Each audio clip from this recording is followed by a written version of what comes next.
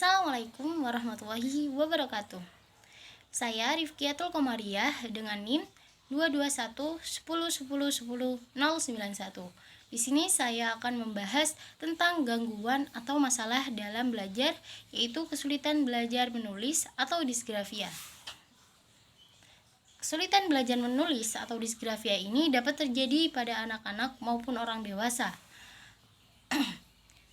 Gangguan ini adalah gangguan khusus di mana setiap orang yang mengalaminya itu tidak dapat menulis atau mengekspresikan pikiran mereka dengan baik dalam bentuk tulisan. Mereka ini mungkin mengalami kesulitan dalam menyusun kata dengan benar, mengkoordinasikan gerakan motorik halus, ataupun mengontrol tulisan mereka secara umum. Kemudian penanganan anak dengan kesulitan belajar menulis ini memiliki tujuan untuk meningkatkan kesadaran diri, mengembangkan kelebihan, dan mengurangi kesulitan ataupun kekurangan yang ada.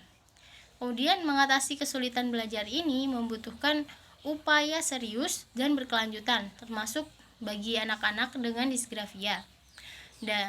Anak-anak yang mengalami kesulitan belajar umumnya itu merasa frustasi karena sering mengalami kegagalan dalam menyelesaikan tugas ataupun mengikuti langkah-langkah dalam menulis.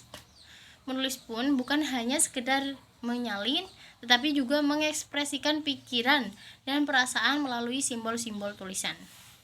Kemudian kemampuan menulis ini sangat penting bagi siswa dalam menyalin, mencatat, dan menyelesaikan sebagian besar tugas sekolah.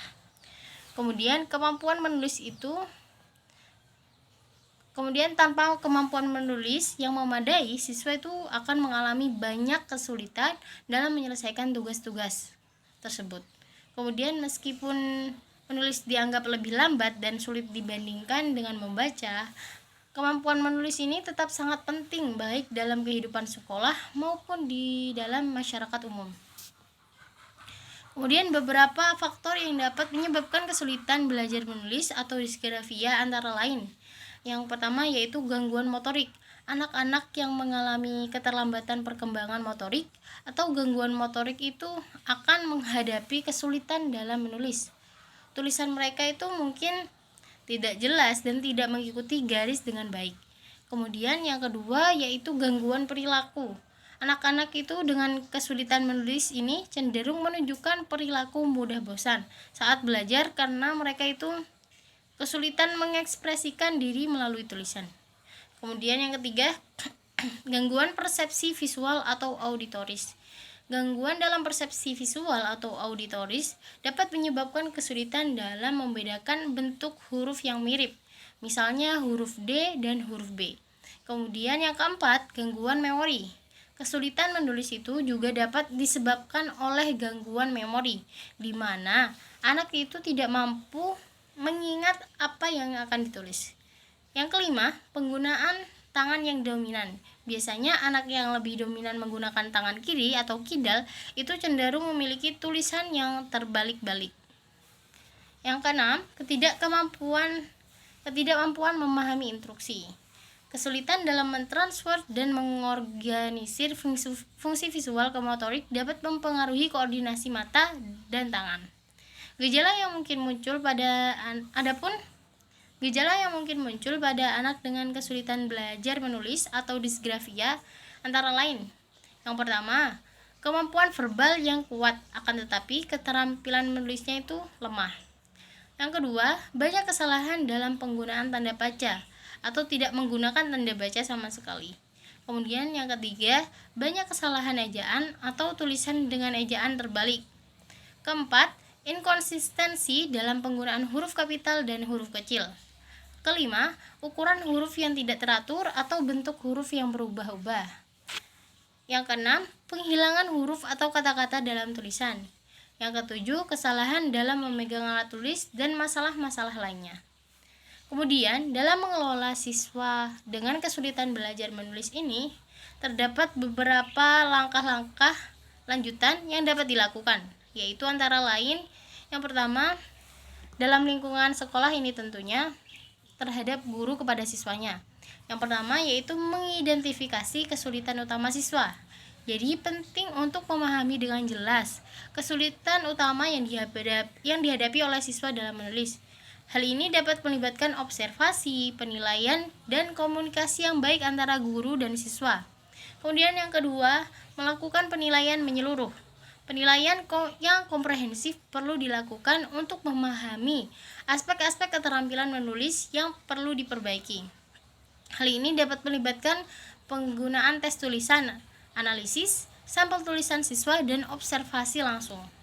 Kemudian yang ketiga, merencanakan pembelajaran yang terstruktur. Jadi guru itu perlu merencanakan pengajaran yang terstruktur dan berfokus pada pengembangan keterampilan menulis. Hal ini dapat meliputi pengajaran langkah demi langkah, latihan demi latihan, terstruktur, dan penggunaan model tulisan yang baik. Yang keempat, menerapkan diferensiasi instruksi. Jadi setiap siswa mungkin ini memiliki kebutuhan yang berbeda dalam belajar menulis. Jadi guru itu perlu menyediakan instruksi yang diferensiasi sesuai dengan kebutuhan individu siswa.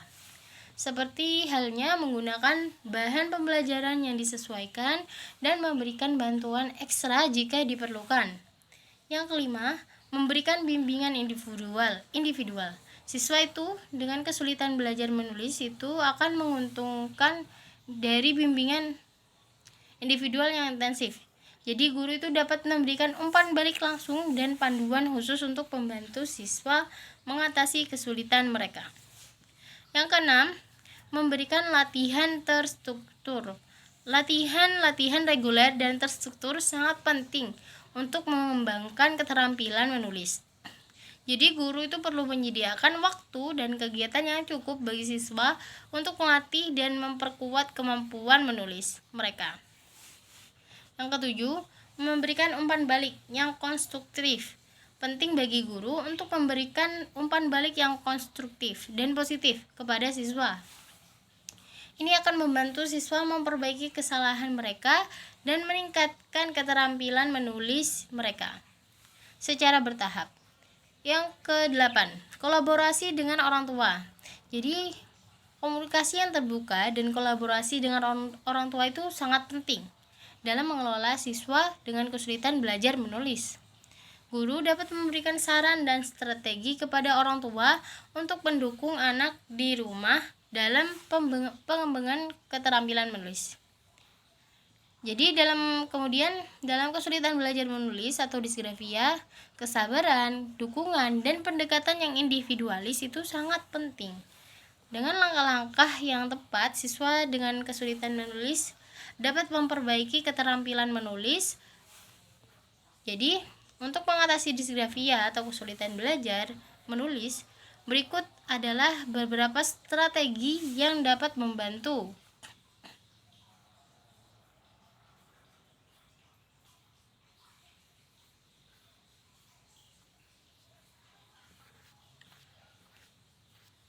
Yang pertama yaitu penilaian dan diagnosis. Jadi penting untuk melakukan penilaian menyeluruh oleh profesional terlatih untuk mengidentifikasi akar penyebab kesulitan menulis dan menerapkan diagnosis yang tepat. Hal ini akan membantu dalam merancang program intervensi yang sesuai, yang kemudian bisa dilakukannya terapi yang terstruktur. Terapi terstruktur ini dengan seorang ahli terapis okupasi atau terapis bicara dapat membantu mengembangkan keterampilan motorik halus, koordinasi mata tangan, dan kontrol tulisan. Terapi ini biasanya mencakup latihan motorik halus, latihan koordinasi, dan latihan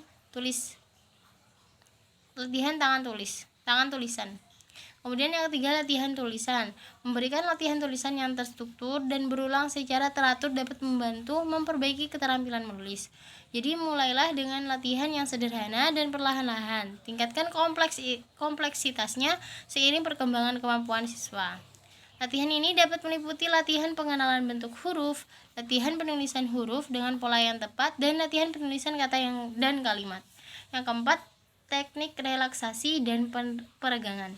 Beberapa siswa dengan disgrafia juga mengalami ketegangan ataupun kekakuan otot saat menulis. Jadi mengajarkan teknik relaksasi dan perenggangan otot sebelum menulis dapat membantu mengurangi ketegangan dan meningkatkan kontrol motorik halus. Yang kelima, penggunaan alat bantu. Memanfaatkan alat bantu menulis seperti pena dengan pegangan khusus atau alat jepit ataupun alat penjepit kertas dapat membantu siswa dengan disgrafia dalam mengendalikan tulisan mereka.